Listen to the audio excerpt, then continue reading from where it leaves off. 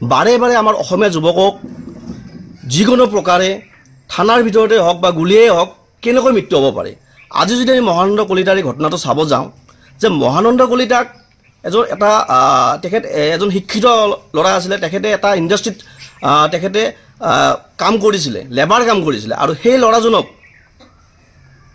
চুৰিৰ অভিযোগ, মাত্ৰ সামান্য চিলিণ্ডাৰ চুৰিৰ অভিযোগত আমাৰ বকো থানাৰ অন্তৰ্গত যি জামবাৰী পহৰা চকী আছে সেই পহৰা চকীত তেখেতক এৰেষ্ট কৰা হৈছিলে আৰু এৰেষ্ট কৰি নিৰ্মমভাৱে তেখেতক প্ৰহাৰ কৰা হৈছিলে আৰু প্ৰহাৰ কৰা বুলি ইতিমধ্যেই আমি মিডিয়া যোগে জানিব পাৰিছোঁ। এজন ল'ৰাই দেখিছে প্ৰহাৰ কৰা বুলি, তেখেতে নিজেই বাদ দিছে যে ল'ৰাজনক চোতালত, সেই পহৰা চকীৰ চোতালত নিৰ্মমভাৱে প্ৰহাৰ কৰা হৈছিলে আৰু প্ৰহাৰ কৰি শেষত যেতিয়া তেখেতৰ মৃত্যু হৈছিলে আৰু মৃত্যু হোৱাৰ পাছত তেখেতক আমাৰ এই পৰ্দাৰ ৰছী পৰ্দাখন ফালি সেই পৰ্দাৰে তেখেতক ফাঁচি দিয়া দেখুওৱা হৈছিলে, মানে গলত ৰছী লগাই পেলাই তেখেতক টেবুলত বহুৱাই থোৱা হৈছিলে।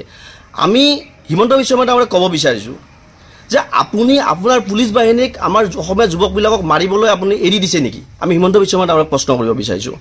আমি ডিজিপি মহোদয়ক প্ৰশ্ন কৰিব বিচাৰিছোঁ, জিপি সিং ডাঙৰীয়া, আপুনি অসমীয়া যুৱকক হত্যা কৰিবলৈ আপুনি কি এই ফান মেলিছে?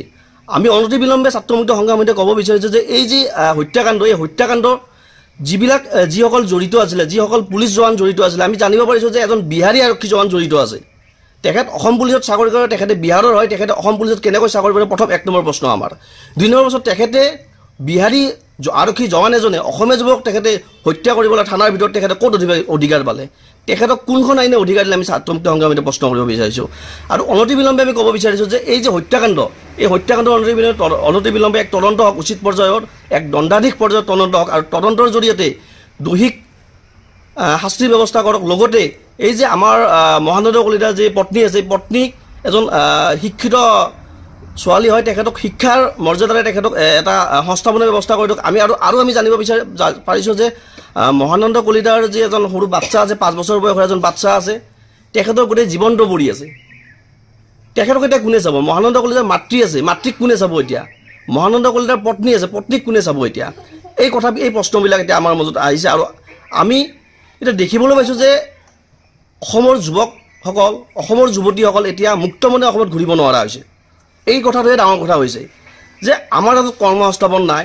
সদূৰ মন্দিৰৰ পৰা, নগৰৰ পৰা, ওচৰৰ পৰা, এখন গাঁৱৰ পৰা, মন্দিৰৰ পৰা গৈ জামবাৰী অঞ্চলত এজন ল'ৰাই কাম কৰিব আহিছে। তাত তেখেতে নিজৰ ৰাজ্যখনতে যদি তেখেতে যদি নিজৰ ৰাজ্যখনতে যদি এনেকুৱা ধৰণৰ হত্যাকাণ্ডৰ হ'ব পাৰে, ঘৰৰ পৰা কিছু আঁতৰত যোৱাৰ লগে লগে তেখেতে এনেকুৱা ধৰণৰ সংকট ভুগিবলৈ পৰে বা মৃত্যু যদি হ'বলৈ পৰে, হত্যা যদি হ'বলৈ পৰে, তেতিয়াহ'লে এইটো কি ৰাজ চলিছে? এইটো হিমন্ত ৰাজ চলিছে নে, এইটো পুলিচ ৰাজ চলিছে নে, গুণ্ডা ৰাজ চলিছে? আমি হিমন্ত বিশ্ব শৰ্মাক প্ৰশ্ন কৰিব বিচাৰিছোঁ।